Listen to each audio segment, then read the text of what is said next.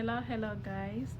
Welcome on our page. This is Kev and Lynn, and we are so happy to have you today on our page. And today we have a very interesting topic that we're going to be talking about the cultural shock. So, I'm going to let my husband start to tell what shocked him from our culture, and then I'll do the same. Okay. My sweater say for those Zimbabweans that are listening, and good morning, or mom come say if it's in the morning and afternoon. My sweater say, or morning if you're a U.S. citizen. So, um, yeah, the thing that shocked me about the culture was, some of the things that my wife did with her hands, and I was like, I came in and I saw her, and she was sitting down. There was a bucket, and she was like, "What's she doing with the bucket?" And she was actually scrubbing clothes with her hands. I was like, I was uh-uh. washing. Open that door, washing machine right there. We don't have to do that. No. Yeah. I want you to save this energy Oh, for the big daddy. thank you so So much, Daddy. so no, I don't want her working too hard with her hands like that. So that was one thing that shocked me, washing clothes with your hands. Okay. As for me, the first thing that really shocked me is here in America, you can actually get a car at a young age. It's not something that you have to pray for, it's not something that you have to fast for. It's something that is given because everybody needs a car. So it's something that shocked me because in Africa, some families they don't even have cars, like their generation from the generations they don't own cars, but here it's something that is so simple and so easy, like people just get cars as easy as that. Yeah, that's definitely a good one. Another one for me was I came in again from work, and I was like, "What my wife doing on the floor?" I'm like, is KJ down there or something?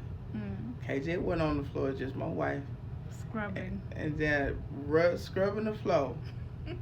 And I was like, "No, baby, you don't have to do that." I said we're going to the store. We're gonna get a mop. So and then the floor looked great, everything like that. But I just don't want my wife working that hard. It's just that I like we got some things that can make it a little easier, It's true. and we just got that mop. And I like the mop where you can pull it and then it just squeezes it out on its own like that. Convenience and everything. It Hmm. helps. Helps.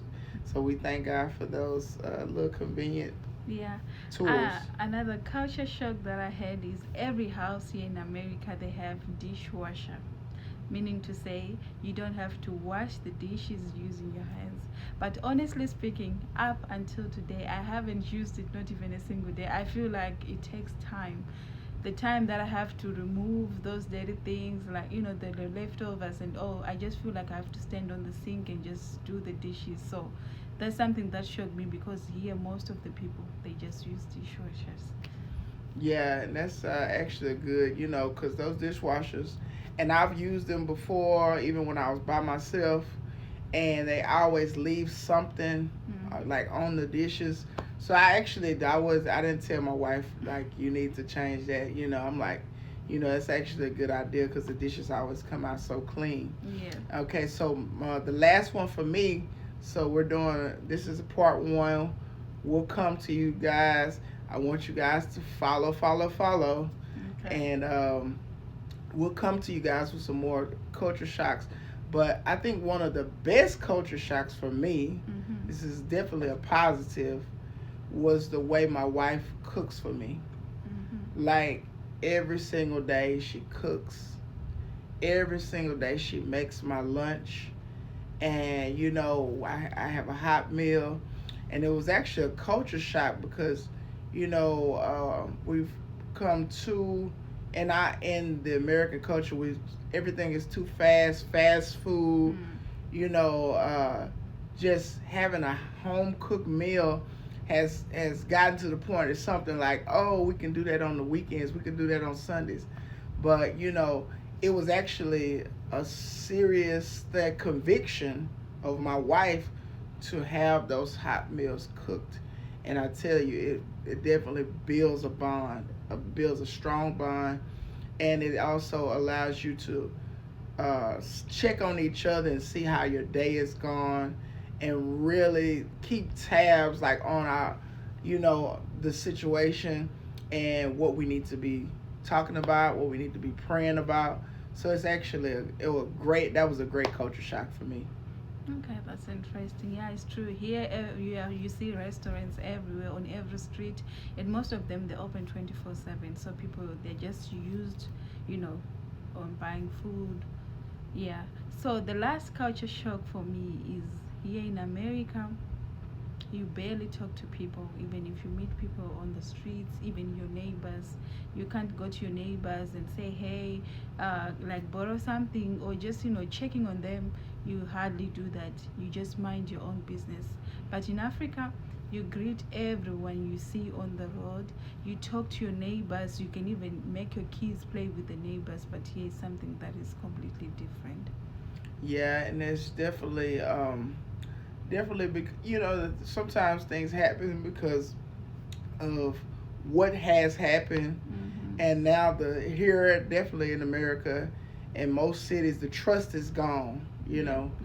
We don't just allow our kids to go to neighbors' houses because we heard about the neighbors over there. They went to jail for messing with the kids or doing something they don't have no business doing. So honestly, here the trust is gone in that area. So I definitely understand why the change. So Yeah, thank you so much, guys, for watching and listening. If you have any comments, or if you have anything that you want to add, or something that also shocked you, because I know there's some people who have something that have shocked them the same way it shocked us. Don't hesitate, just comment in the comment section, and if it's something that we can respond, we can actually get back to you. Thank you so much, guys, for watching. Until you see you next time, stay blessed.